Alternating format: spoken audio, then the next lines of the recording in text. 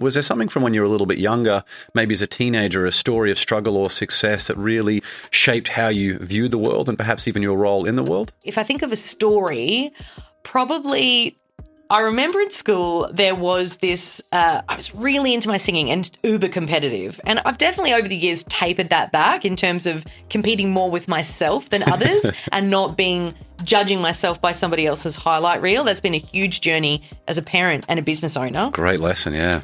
But when I was in high school, I wanted to be the best. And there was this gospel singer and she would always beat me. And she was always really, really good.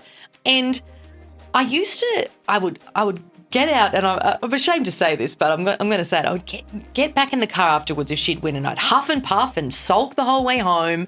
And I remember both my parents, or their attitude about it was, you didn't win, but there's a lesson in it.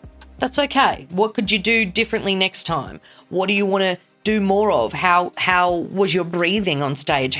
Because in entertainment, there's a whole lot of failure. That's the best and the worst part of it, right? So when you go through that and you are competitive, you have to learn to fail. You have to learn to fail first.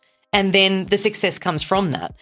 If you don't learn to fail, you won't go anywhere because there's going to be more no's than there are yeses. So I think probably for me, that was a big lesson. And also, my parents both being disabled meant that, when I talked before about mum taking me places, mum had a morphine pump in her stomach. I had a father with PTSD. It wasn't easy for her to take me places physically. She had an operation when I was younger, when I was about 11, and her hip could never fully reattach back to her, the muscle couldn't reattach to the bone.